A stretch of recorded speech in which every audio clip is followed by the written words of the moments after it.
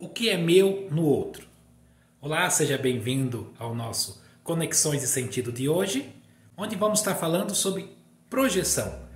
Projeção psicológica, que é um mecanismo de defesa estudado por Freud, que nos traz à luz muitas das dores e sofrimentos que enfrentamos hoje nas nossas dinâmicas relacionais, conflitos nos nossos relacionamentos com pessoas queridas, como pessoas da nossa família, pessoas que amamos, pessoas que estão ligadas ao nosso círculo profissional, do nosso trabalho, e que muitas vezes a relação fica difícil, com dor, sofrimento, feridas, devido às projeções. Para entender melhor o que é esse fenômeno da projeção, quero fazer uso de uma história.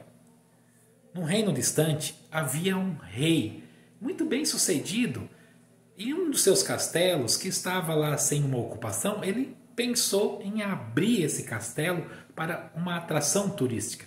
Ele imaginou como poderia aproveitar essa estrutura e pensou da seguinte forma: que tal se eu colocasse espelhos no seu interior, pelos corredores, pelos cômodos, e o visitante, ao entrar, pudesse acender uma vela e, através do reflexo dos espelhos, uma única vela poderia iluminar o castelo todo. Isso seria maravilhoso, não é mesmo? Levou as ideias aos seus conselheiros, aos arquitetos e mãos a obras. Ao final do trabalho concluído, foi marcado a data de inauguração para essa atração turística, para esse castelo dos espelhos. No dia anterior à sua inauguração, ocorreu uma grande tempestade.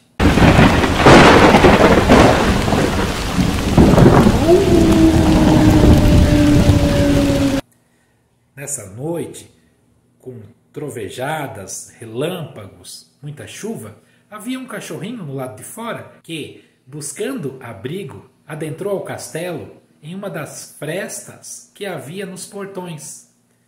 Ao entrar no castelo, em uma das relampejadas, o cachorrinho se assustou, se amedrontou ao ver o seu reflexo no espelho. E de repente, como forma de se proteger, ele começou a rosnar, começou a abrir a boca e mostrar os dentes, e no segundo relâmpago, ele não viu apenas um, mas dezenas de cães rosnando para ele. Dessa forma, ele ficou amedrontado e agressivo. E no intuito de se proteger, ele se lançou contra esses cães, que na verdade era o seu reflexo no espelho. E começou aí uma violência, ele começou a se machucar, os espelhos começaram a quebrar. Essa foi uma verdadeira noite dos horrores, onde por horas esse cãozinho começou a lutar com a sua imagem no espelho. Imagem de agressão, imagem de medo. Então, quando relampejava, ele via a sua imagem e buscava se defender atacando. E nesse ataque se machucava cada vez mais. Até que ele não resistiu. No outro dia, o rei, chegando até a sua atração, o seu castelo, pronto para inaugurar, se deparou com vários espelhos quebrados. Adentrou mais adiante e viu ali o cãozinho todo machucado. Infelizmente, essa história não tem um final feliz, mas isso retrata esse fenômeno da projeção. Nos nossos relacionamentos, muitas vezes projetamos no outro algo que é nosso, questões mal resolvidas, questões que muitas vezes remetem à nossa infância, à nossa adolescência, abandono, rejeição. São algumas dessas situações que geram ali dor, raiva e que na dinâmica relacional se manifestam quando a gente projeta no outro as nossas frustrações, as nossas dores, as nossas iras. Um exemplo prático desse fenômeno da projeção é a homofobia. Quando nós atacamos o outro, quando nós temos essa manifestação de raiva pelo nosso preconceito com relação à homofobia, isso pode ser uma projeção de desejos reprimidos, de uma moral que não queremos aceitar. Quando existe um conflito entre o eu ideal e o eu real, ou seja, eu não aceito certos sentimentos em mim, e quando o outro desperta esse sentimento, eu agrido, eu machuco, eu revido, eu ataco. Isso é muito comum hoje na nossa sociedade e principalmente nesses tempos de redes sociais. Um outro exemplo prático de projeção é o ciúme.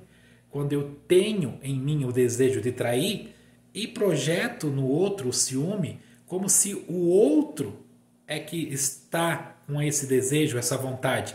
E quando alguém se aproxima do meu parceiro, da minha parceira, quando o meu parceiro faz novas amizades, surge aí esse ciúme, que na verdade é uma projeção da minha insegurança relacional e do meu desejo reprimido de trair, de se relacionar. Isso faz sentido para você?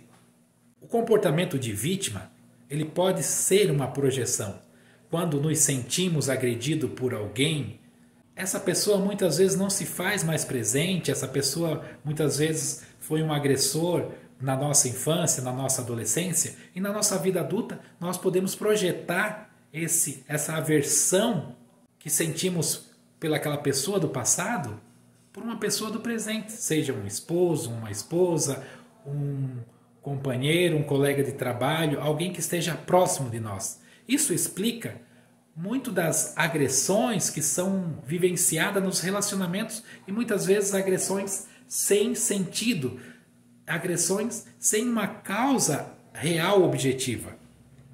Muitas vezes o indivíduo é tomado pelo sentimento de frustração, de raiva, de ódio, projeta isso no outro, porque o outro desperta nele essas questões que não estão resolvidas dentro de si. Na verdade, essa é uma estratégia para nos mantermos inconscientes daquilo que realmente está nos incomodando na nossa alma, no nosso coração, na nossa mente. Porque ao levar a batalha para fora, nós evitamos contato com aquilo que está dentro.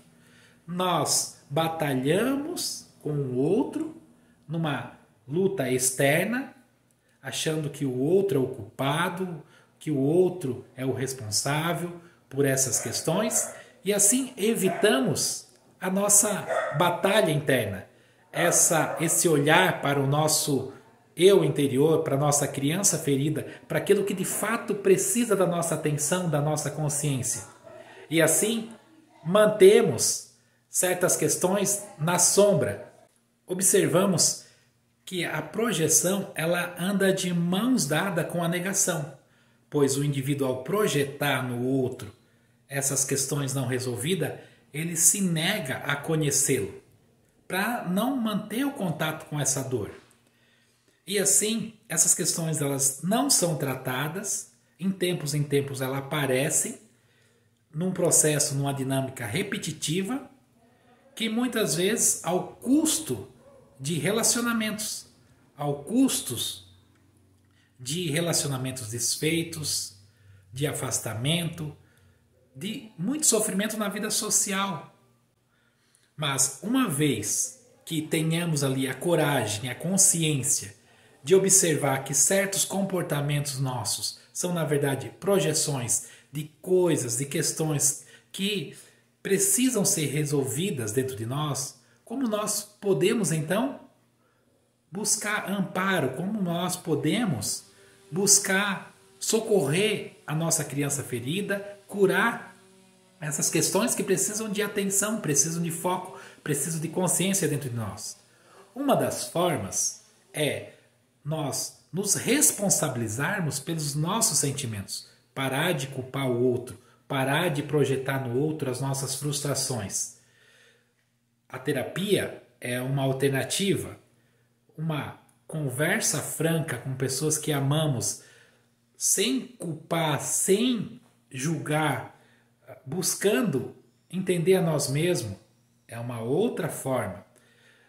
Nós entrarmos numa dinâmica de autoconhecimento através da leitura, através da reflexão, através do contato com as nossas emoções que muitas vezes nós negamos e parar de resistir, parar de criar essa imagem do eu ideal, né, reprovando algumas coisas que são moralmente reprováveis na nossa consciência, na nossa personalidade e que são, na verdade, as nossas sombras. Dessa forma estaremos levando luz a um quartinho escuro que temos aqui dentro de nós e através dessa iluminação da luz da consciência, o processo de cura começa a se instaurar dentro de nós. Claro que todo o processo de cura envolve diretamente o contato com a dor. Isso, inicialmente, pode ser desconfortável, mas depois vai gerar liberdade emocional. E isso é muito bom. Ok, pessoal? Espero que esse conteúdo tenha feito ali sentido para vocês. Se você consegue, através do que a gente tem falado aqui, se lembrar, se recordar de alguma situação onde você projetou no seu cônjuge, no seu companheiro, nas pessoas queridas que cercam você, algumas das questões internas e que isso feriu, isso cortou, isso machucou o seu relacionamento e machucou você, e hoje você com nessa altura da vida você já consegue olhar a circunstância com outras perspectivas e consegue observar que ali na verdade houve uma projeção, que na verdade você estava projetando algumas frustrações, algumas carências, algumas questões não resolvidas dentro de você no relacionamento e que isso causou sofrimento, dor, afastamento. Se você quer relatar esses fatos, pode usar aqui no comentário, isso vai enriquecer a nossa reflexão de hoje. Se você tem conexão com o nosso conteúdo, não se esqueça também de dar o seu like e se inscrever no nosso canal. Eu sou Odimar Manuel, psicanalista, facilitador de CNV, comunicação não violenta, e estou aqui semanalmente levando um conteúdo para o seu crescimento emocional, amadurecimento, enfim, para que diante das demandas psicológicas e emocionais do mundo de hoje, nós consigamos resolver as nossas questões, se manter emocionalmente saudáveis para enfrentar os desafios da vida. Um abraço do Odimar Manuel e até mais.